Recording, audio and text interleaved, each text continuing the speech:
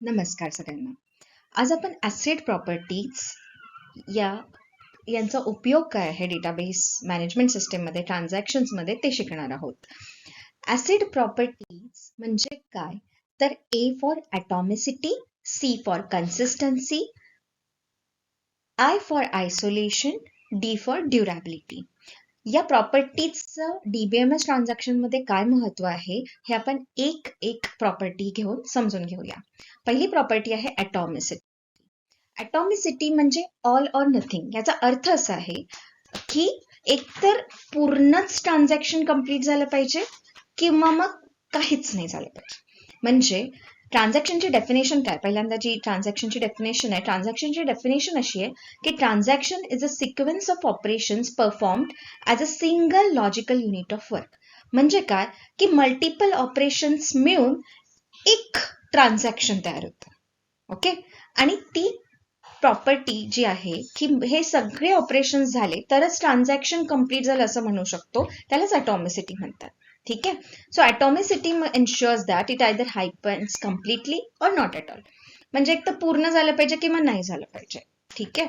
तर त्याचं आपण एक साधं सोपं सरळ एक एक्झाम्पल घेऊया. आता हा एक मुलगा दिसतो जो वेंडिंग मशीन मधून फूड पॅकेट घेतोय. आता वेंडिंग मशीन मधून फूड पॅकेट घेण्यासाठी काही स्टेप्स आहेत.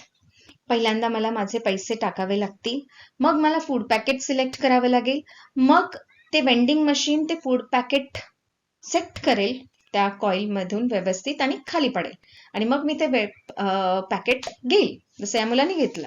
आणि हे आपल्याला सगळ्यांना करायला आवडतं. यातली प्रत्येक स्टेप जेव्हा कंप्लीट होते तेव्हाच ते एक पूर्ण ट्रान्झॅक्शन कंप्लीट होतं वेंडिंग मशीन मधून फूड पॅकेट घेण्याचं. पण समजा मी पैसे टाकले, मी फूड पॅकेट सिलेक्ट केलं, पण वेंडिंग मशीन मध्ये ती जी कॉईल आहे ती जॅम आहे, तर माझं पॅकेट पडलंच नाही खाली. राईट. तर असं जर झालं तर मला बिलकुलच आवडणार नाही. असं वेंडिंग मशीन मी बिलकुल यूज करणार नाही. राईट. सो ट्रस्ट हा खूप मोठा इम्पॉर्टंट फॅक्टर आहे जेव्हा कुठली पण सिस्टीम आपण यूज करतो. तेच DBMS मध्ये सुद्धा व्हायला पाहिजे की जर एखादं ट्रान्झॅक्शन मध्ये कुठे फेल झालं तर ती एंटायर प्रोसेस रोल बॅक झाली पाहिजे. ठीक आहे. कारण त्या फेल्युअरमुळे आपला डेटा एक तर लॉस्ट होऊ शकतो किंवा इनकन्सिस्टंट डेटा स्टेट येऊ शकते आपल्या डेटाबेसमध्ये, जी की आपल्या त्या सिस्टीमवरचा ट्रस्ट गमावू शकते. ठीक आहे. सो फॉर एक्झाम्पल जर मी पैसे टाकल्यानंतर पण चिप्सचं पॅकेट अडकतच असेल तर मग मी ते वेंडिंग मशीन वापरणार नाही. Right. So what atomicity means, if any part of the transaction fails, the entire process has to be rolled back. एकतर सगळे ऑपरेशन झाले पाहिजे, नाही तर जे अर्धवट झालेले आहेत ते रोल बॅक करून तुमची सिस्टीम ही परत पहिल्या स्टेपला आणून ठेवणं म्हणजे ॲटॉमिसिटी. ओके, ही झाली पहिली प्रॉपर्टी. दुसरी प्रॉपर्टी ॲटॉमिसिटी नंतरची आहे कन्सिस्टन्सी. कन्सिस्टन्सी म्हणजे काय की व्हॅलिड स्टेट ऑफ डेटा म्हणजे करेक्ट डेटा. ठीक आहे. म्हणजे काय की जेव्हा मी एखादं ट्रान्झॅक्शन सुरू करणार आहे, ठीक आहे, त्याच्या आधीची जी माझी डेटाबेसची स्टेट आहे ती कन्सिस्टंट आहे. म्हणजे त्याच्यामधला सगळा डेटा हा करेक्ट आहे. पण ते ट्रान्झॅक्शन कंप्लीट झाल्यानंतर जर माझ्या डेटामध्ये काही फ्लॉज असतील, काही चुकीचा डेटा त्याच्यामध्ये स्टोअर असेल, तर मग मला ती स्टेट पण एक्सेप्टेबल नाहीये. जरी ट्रान्झॅक्शन कंप्लीट झालेलं दिसतंय मला किंवा ट्रान्झॅक्शन झालं आहे पण डेटा जो आहे तो करेक्ट नाहीये, तर त्या केसमध्ये पण मी रोल बॅक करणार. सो हे आपण कसं मेंटेन करतो? आपण वेगवेगळे रूल्स सेट करतो, त्याच्यासाठी कन्स्ट्रेंट सेट करतो आणि जर त्या सॅटिस्फाय नाही झाल्या तर मग आपण रोल बॅक करतो ट्रान्झॅक्शन झाल्यानंतर. सो बिफोर ट्रान्झॅक्शन आपली डेटा स्टेट जी आहे ती व्हॅलिड हवी, करेक्ट हवी, आणि आफ्टर ट्रान्झॅक्शन पण ती करेक्ट हवी. जर ती नसेल तर मग आपण रोल बॅक करणार. जस्ट आपण एक परत एक सिद्ध सिंपल एक्झाम्पल घेऊ मनी ट्रान्सफरचं, ट्रान्झॅक्शनचं. आणि हे फेमस एक्झाम्पल आहे ट्रान्झॅक्शनसाठी. पण ट्रान्झॅक्शन म्हणजे फक्त मनी ट्रान्सफर नाही. हे जर समजून घ्यायचं असेल तर माझा एक आधीचा व्हिडिओ आहे ट्रान्झॅक्शनचा, तो तुम्ही बघू शकता. तर ट्रान्झॅक्शन मध्ये इनिशियल स्टेट जी आहे ती अशी आहे की अकाउंट ए मध्ये ₹5,000 आहे, अकाउंट बी मध्ये 3,000 रुपीज आहे. आता या दोघांची ऍडिशन आहे ₹3,000, सॉरी ₹8,000. या दोघांची ऍडिशन आहे ₹8,000 आणि आपल्याला ट्रान्सफर करायचे ए टू बी ₹1,000. ठीक आहे. आता ते ट्रान्सफर केल्यानंतर त्याचा रूल काय बँक ट्रान्झॅक्शन चेकचा कन्सिस्टन्सीचा, की total money should remain same. बरोबर आहे ना. मी 1000 रुपये ए मधून बी मध्ये ट्रान्सफर केलेले आहेत, ते कुठेच गेले नाही दुसरे सोडून, म्हणजे ऍडिशन सेमच राहिली पाहिजे. म्हणून ऍट दी एंड म्हणजे फायनल स्टेटला आपण चेक करणार की अकाउंट ए मधून बी मध्ये ट्रान्सफर केल्यानंतर सुद्धा दोघांच्या बॅलन्सची ऍडिशन ही 8000 असली पाहिजे. जर ती तशी असेल याचा अर्थ आपलं ट्रान्झॅक्शन कम्प्लीट झालेलं आहे आणि डेटाबेस सुद्धा आपल्या कन्सिस्टंट स्टेटमध्ये आहे आफ्टर ट्रान्झॅक्शन सुद्धा. सो त्या केसमध्ये आपलं consistency we have achieved, we have check the rules and it is satisfactory. Okay. आता आपण काय बघितलं, ॲटॉमिसिटी बघितली, त्यानंतर आपण कन्सिस्टन्सी बघितली, आणि आता आपण बघणार आहोत आयसोलेशन. आता आयसोलेशनचा अर्थ तसा आपल्याला माहिती आहे की आयसोलेशन म्हणजे असं वेगळं झालं पाहिजे. आयसोलेशन म्हणजे नो इंटरफरन्स. तर आपलं जे एन्व्हायरमेंट असतं ते कॉन्करंट असतं. कॉन्करंट म्हणजे काय, की मल्टिपल गोष्टी एका वेळेस चालू असतात. म्हणजे जर एखाद्या डेटाबेस मॅनेजमेंट सिस्टीम आहे तर त्याला काय एक युजर एका वेळेस वापरेल का, नाही, मल्टिपल युजर्स सोबत ती सिस्टीम वापरणार आहे, त्याला म्हणणार आपण कॉन्करंटली ते यूज करतोय. पण जरी ते कॉन्करंट एक्झिक्युशन असलं तरी प्रत्येकाचं ट्रान्झॅक्शन हे इंडिपेंडंट झालं पाहिजे. त्यांनी एकमेकांच्या प्रोसेसमध्ये एकमेकांच्या इंटरफेअर नाही केलं पाहिजे. याचं आपण एक्झाम्पल बघूया. So transaction should behave like a serial, म्हणजे ते एका मागे एक झालेत असंच वाटलं पाहिजे जरी ते कॉन्करंट एन्व्हायरमेंटमध्ये असले तरी सुद्धा. मग हे कसं अचीव्ह करायचं, त्याचं एक साधं सिम्पल एक्झाम्पल बघूया आपण. तर विदाउट आयसोलेशन जर माझं सिस्टीम असेल तिथे आयसोलेशनचा काही विचार नाही केलेला, ठीक आहे. तर इथे समजा हा राम आहे आणि हिचं नाव आहे प्रिया. आता राम आणि प्रिया दोघांनाही सीट बुक करायची, आणि दोघांनी जेव्हा सिस्टीम ऍक्सेस केली ना तेव्हा त्यांना दिसतंय की A1 सीट फ्री आहे. ठीक आहे.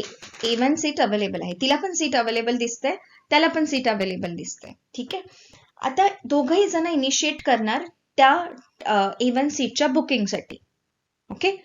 आणि कारण की दोघांनी ऍट अ टाइम ते सीट बुक करायला सुरुवात केलेली आहे, so both are proceeding for payment also. मग असं होऊ शकतं की दोघही जण ती सीट बुक करतील आणि एक सीट दोघांना जाईल. ही जी सिच्युएशन आहे ती आपल्याला रिअल वर्ल्डमध्ये नकोय, राईट. असं झालं तर त्या सिस्टीममध्ये सगळं केऑस होईल, सगळं बुकिंग सिस्टीम, कोणीच विश्वास ठेवणार नाही त्या बुकिंग सिस्टीमवरती, राईट. तर त्यासाठी आयसोलेशन इम्पॉर्टंट आहे. मग कसं अचीव्ह करायचं आयसोलेशन, तर जेव्हा रामला आणि प्रियाला दोघांनाही बुकिंग करायचं, रामनी जेव्हा ती सीट बुक करायला क्लिक केलंय त्या टाइमला जरी रामनी पेमेंट केलेलं नाहीये तरीही तिथे लॉक अप्लाय करायला पाहिजे. का, कारण की हा जो रिसोर्स आहे तो आता कोणीतरी बुकिंग करण्यासाठी पुढे वापरलेला आहे. ठीक आहे. सो तो जो रिसोर्स आहे तो सध्या दुसऱ्याला अवेलेबल नाही. जर रामचं बुकिंग फेल झालं तर ती सीट अवेलेबल होईल, किंवा रामने नाही केलं पेमेंट तर तीच नंतर थोड्या वेळाने अवेलेबल होईल. पण सध्या रामनी बुकिंग करायला सुरुवात केली आहे, so it has to be locked that resource, तो जो सीट आहे ती. आणि मग जरी कॉन्करंट एन्व्हायरमेंट आहे पण आता प्रियाला दिसेल की सीट अवेलेबल नाही आहे, कारण की याच्यावर लॉक आहे या सीटवरती जे आहे त्या seat. So no double booking will be allowed. So हे करेक्ट बिहेवियर आहे. सो आयसोलेशन कॉन्करंट एन्व्हायरमेंटमध्ये खूप महत्वाची गोष्ट आहे to give a good result to your customer, right. त्याच्यानंतर आता आपण काय काय बघितलं, ॲटॉमिसिटी बघितली, कन्सिस्टन्सी बघितली, आयसोलेशन बघितलं, आणि लास्ट प्रॉपर्टी आहे ड्युराबिलिटी. So durability ensures that once a transaction is committed, it changes are permanent. म्हणजे काय, की जेव्हा आपण कमिट म्हणतो एसक्यूएल मध्ये, डेटाबेस मध्ये जेव्हा आपण कमिट म्हणतो तेव्हा जे पण ऑपरेशन्स आपण केले त्याचा डेटा हा परमनंटली डेटाबेस मध्ये स्टोअर होतो. ठीक आहे. एकदा का आपण तो डेटा परमनंटली डेटाबेस मध्ये स्टोअर केला तर कुठलंही सिस्टीम क्रॅश जरी आलं तरी पण तो डेटा सर्व्हाइव्ह झाला पाहिजे, ते चेंजेस तिथे राहिले पाहिजे, तरच त्या सिस्टीमवरचा ट्रस्ट, विश्वास हा मेंटेन राहील. म्हणजे जर मी आज एका माझ्या मित्राला 1000 रुपये ट्रान्सफर केले, फॉर एक्झाम्पल इथे ॲलिसनी बॉबला 1000 रुपये ट्रान्सफर केले, ठीक आहे, कमिट केलंय त्याच्यानंतर, आणि डेटाबेसमध्ये ते स्टोअर आहे. After a crash also then next time when I will access the system, परत जेव्हा ती सिस्टीम ऍक्सेस करेल किंवा मी तो डेटा परत जेव्हा मी माझं अकाउंट चेक करेल किंवा बॉब त्याचं अकाउंट चेक करेल ॲलिस बॉबपैकी, तेव्हा ते 1000 रुपये बॉबच्या अकाउंटमध्ये ट्रान्सफर झालेले पाहिजे आणि दिसले पाहिजे, तरच आपण म्हणू शकतो की आपली सिस्टम ही ट्रस्टवरती म्हणजे विश्वास ठेवण्यासारखी आहे. So data is safe over there. So quick recap. Atomicity means all or nothing. Transaction complete झालं पाहिजे किंवा पार्शियल कम्प्लिशन असेल एखादं फेल्युअर झाल्यामध्ये तर रोल बॅक झालं पाहिजे. कन्सिस्टन्सी म्हणजे व्हॅलिडचे. ट्रान्झॅक्शन सुरू होण्याच्या आधी सुद्धा आपला डेटा करेक्ट हवा. ट्रान्झॅक्शन सुरू संपल्यानंतर सुद्धा आपला डेटा करेक्ट हवा. आयसोलेशन म्हणजे दोन कॉन्करंट एन्व्हायरमेंटमध्ये जेव्हा ट्रान्झॅक्शन्स एक्झिक्यूट होत आहेत तेव्हा दोन जणांच्या ट्रान्झॅक्शन्सनी एकमेकांच्या एक्झिक्युशनला इफेक्ट नाही केलं पाहिजे. तसं आपण एक्झाम्पल बघितलं तिकीट बुकिंगचं. ड्युरॅबिलिटी परमनंट चेंजेस म्हणजे एकदा का कमिट केलेला डेटा आहे तो लॉस्ट नाही झाला पाहिजे, तो कायम तिथे अवेलेबल राहिला पाहिजे, तो कायम करेक्ट स्टेटमध्ये युजरसाठी अवेलेबल राहिला पाहिजे. तर ट्रान्झॅक्शनमध्ये या ॲसिड प्रॉपर्टीज अत्यंत महत्त्वाच्या आहे. सो जेव्हा आपण सिस्टम डेव्हलप करतो तेव्हा या ॲसिड प्रॉपर्टीज मेंटेन करणं ही डेव्हलपरची ॲज अ डेव्हलपर ही आपली रिस्पॉन्सिबिलिटी असते.